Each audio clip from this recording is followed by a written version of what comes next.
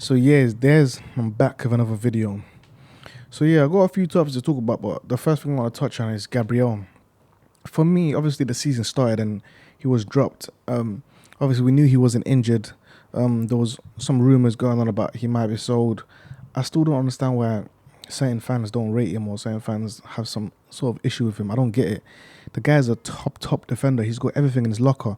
I mean, even the thing whereby the main criticism around him initially was that he wasn't good on the ball. And, with Arteta, the build up is really important in terms of progressing the ball and all that sort of things. But then we saw, like last season, how he improved so much in that aspect in terms of him building out the back, pushing up. You see him all the time. He'll push up high up the pitch. He's left footed, obviously. So once he gets there, he opens up the pitch to the left hand side and constantly finds passes between lines to the player in the final third. We've seen him being able to carry the ball out the back, being able to split the opposition between lines with his passing and things like that. He's improved so much in his passing, and we know how well he plays in the high line as well. He's so good in duels, goes high up the pitch to win the ball back, presses the team high up. There was even a moment against United where he went so high up the pitch and he won an aerial duel, like what's it called, in their box, basically not in their box but like in their half of the pitch. That's how high he goes up to press. Those are the kind of things that you miss when you're looking for, like, for example, people were saying he's been dropped for tactical reasons. For me, like, you can't drop top defender like that, a top defender like that, for a tactical reason. It doesn't matter. If he has to go out, then you have to change the system. He's not like, you don't drop players like that. You don't mess around with relationship between defenders. He's got a great relationship with Saliba, and for me, you don't mess around with that mix of Gabriel, Saliba, and Ben White. That three right there, you don't mess around with it. The balance is really good. Gabriel is so good on the ball. He's so good defensively. He pushes high up the pitch, and he presses, and he's good for a highline. Look at what happened against United. How he saved us with the 1-1. That was quick thinking. You're not gonna get that from Q or Tomiyasu. That's what you get from top class defenders who can read the game. And he read the game instantly and made a decision that saved that game. If not for him, that's 2-1 and probably the end of the game. But because of him, the game stayed 1-1. Then we went on and we ended the game 3-1. So that shows you what Saliba and what Gabriel is capable of doing. So for me, like I said, you don't drop a player like that. A guy who completely dominates his flank. Think about it. Because Zinchenko goes so far into midfield, even you look at the game against United, Zinchenko was not just playing left centre mid where he drifted like last season. He was actually going to the right side of centre mid, and the reason for that is because Rice prefers to be on the left side. So Zinchenko was completely away from the left hand side and all the way on the right hand side, and Gabriel was out here defending Anthony, their right winger, and also defending the centre back areas as well. So he defended the left back area and the centre back area all together by himself. His workload is insane. I mean, in terms of like responsibility for the defender with the most responsibility in our team, in terms of defensively, it's Gabriel because of what he does at that side. He defends the left back and defends his position. Saliba has the most responsibility, obviously, in terms of all round because he has to defend. He's in the middle, so he's organising, and also he's our first option when we're building the ball out the back. So yeah, people need to give Gabriel his credit. I don't understand why he's so underrated. For me, obviously, people were talking about like depth for centre back and stuff like that. For me, the depth is fine at centre back. I don't have too much of an issue with it. We just need Tomiyasu to stay fit, and obviously Q as well. I feel like obviously the way we defend mainly with Gabriel, Saliba, and White. So when you're defending with Gabriel, Saliba, and White, you need defenders on the outside. You get like on the left side, centre back side, and the right centre back side, and Tomiyasu and Q are both able to play on either sides. The main issue is with Saliba in terms of he doesn't really have direct backup. And it's not just like a direct backup in terms of right centre back, because Ben White can play as a right centre back. Is that when we defend in that back three and we build up playing that back three, the guy Saliba is the guy who's in the middle. So Gabriel is to his left, White is to his right, but Saliba is the one in the middle, and he's responsible for not just organising the shape of the defense, but at the same time, when we're building the ball out the back in that 3-2, he's responsible for being the guy who gets the ball out the back and builds up. And I don't think Gabriel can't really play as that centre back, the one who's in the middle, because he's left-footed. So if the defender shows him to his right foot, he's not going to be able to, he becomes easy to press. If you press a left-footed player who's in the middle and you push them towards the right-hand side, they end up on their weak foot and then they don't build up play, so they end up having to just kick the ball long. Meanwhile, Saliba, for me, for example, he's very composed with both his left and his right. He doesn't have like a what do you call it, like a side bias. For example, if you move him to the left hand side, he can still get a ball out on his left foot. If you move him to the right hand side, he can still get a ball out on his right foot. So that's why Saliba is the best guy in the middle. I think the closest guy to being able to play in that middle is Ben White. But for me, I don't think is how can I say it?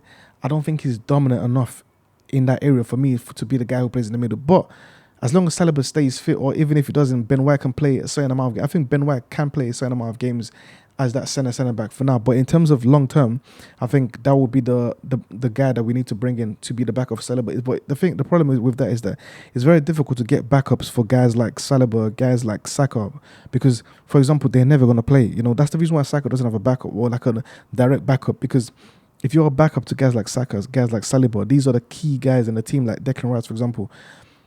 Those guys don't get dropped. You look at guys like Messi, like in his peak, you know, guys like Ronaldo or Mbappe, for example. These guys don't get dropped. Vinicius Junior, they don't get dropped because they play every minute of the game. So that's what Saliba is. You know what I mean? So that's the reason why it's hard to get backup for him. You just have to get someone who can probably play on Ben White's side, but at the same time can also play as a centre back when Saliba is off at times. Maybe he misses a game here and there, but long term, the guy who replaces Tomiyasu would be the guy who would be that backup, because at the moment Tomiyasu is a backup for Ben White on that side, for Gabriel on the opposite side, but he can't play in the centre back.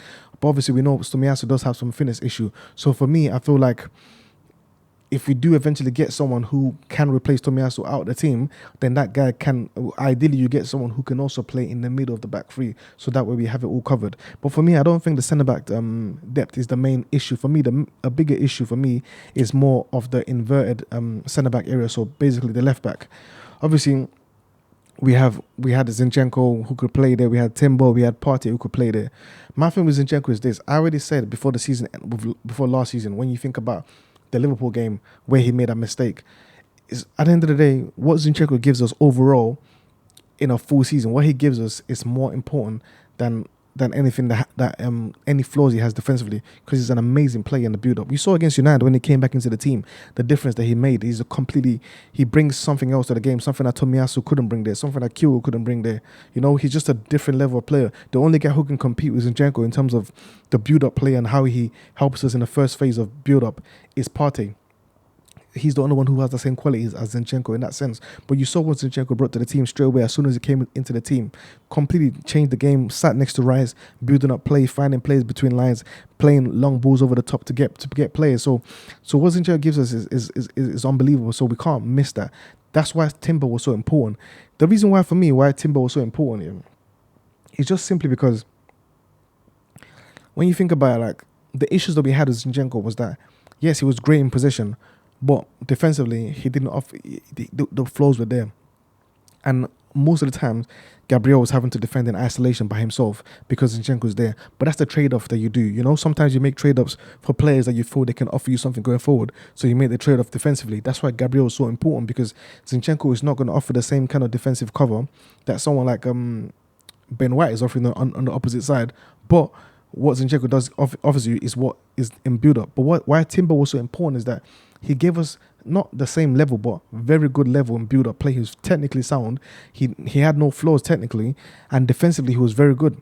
You know, we saw that in the few games he played already. He's a solid player, very good on the ball, very good at passing the ball at the back, very good at carrying the ball, very good at overlapping, and very good defensively as well. So in that sense, he gave us an alternative to Zinchenko, who Zinchenko also has fitness issues as well. So with Timber being there, he would have been someone who could come in and out. And I felt like long-term Timber could actually end up replacing Zinchenko because, well, before he came to us, he didn't seem to have no fitness issues.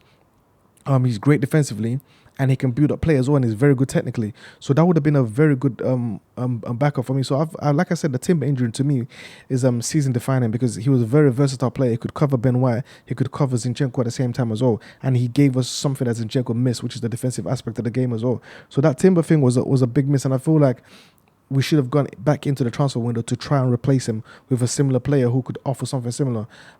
Just because if Zinchenko goes down, we're stuck with Partey, and with Partey having to be the inverted fullback from right back. And for me, I already said I have issues with Partey being the fullback who's inverting from right back. My issues with Partey inverting from right back is that, one, we already know that Partey has fitness issues already. So for me, once you know he has fitness issues already, it's like you're having to make him make these kind of runs from right back to full back to at times having to support Saka. He's making all these runs that he wouldn't have to make when he was playing as a six. You see what I mean? So it's like you're already putting more miles into him already at the start of the season. For me, if he Partey continued to play that, he was going to break down, and he already has an injury already. Maybe the injury had nothing to do with him playing fullback, but I don't think the fullback would have helped fitness-wise for Partey. And he's an important player that we need, and I don't think him playing is going to help us. The other thing for me when he plays there is that when Partey plays as the right back, the reason why Gabriel kept getting dropped was because if Partey is going to invert from right back, then you need your back three. Obviously, you need Saliba to be in the middle. That would then mean that Ben White would have to play as the centre back next to Gabriel, next to Saliba. I mean, so Ben White would be the right centre back, and Saliba would be the left centre back. So then, if Partey then moves into midfield, and they then shift over, which would then mean the left back coming into left centre back, Saliba going into the middle, and Ben White going to right centre back. The problem with Gabriel starting is that Gabriel would literally have to start as a left back. And I don't think Arteta wanted him to start as a left back. That's the reason why Q and Tomiyasu kept starting over Gabriel. So that already means that you have to drop Gabriel for someone like Q or someone like Tomiyasu or even Timber. And I feel like that would mean you're already breaking up the back three of Gabriel, Saliba and White, which again for me, you're breaking up our best defensive three. Do you see what I mean? So I don't think Partey in that sense is suitable. The other way that has an effect also is that when Partey is the one that's inverting as well, it would then mean that Ben White, when Ben White plays as a right back, he can actually overlap at times. He can overlap Saka. So when he overlaps Saka, he gives him someone that allows Saka to go inside. He becomes a threat in terms of like crossing the ball and things like that, and gives Saka another guy that can take away a defender and give Saka more space. But if Ben White is the centre back next to Saliba, and then you've got Q1 and left back or Tomiyasu at left back, Ben White is not going to have the same confidence to overlap. The reason he won't have the same confidence to overlap is simply because if he overlaps and we lose the ball in the final third, that would leave Saliba behind at the back as the only centre back. Therefore, Ben White is not going to feel comfortable to overlap. He feels more comfortable to overlap when we have Gabriel and Saliba, because technically we still have two centre backs there and he's the right back, so he has the license to overlap. You see the issues that we get with Partey. So these are the issues that comes with Partey being the one to overlap. That's why I never really liked Partey overlapping on that side. There's various issues which I've already explained already. But yeah, so that's my take on some of our defensive issues there and some of the things that's going around at the back.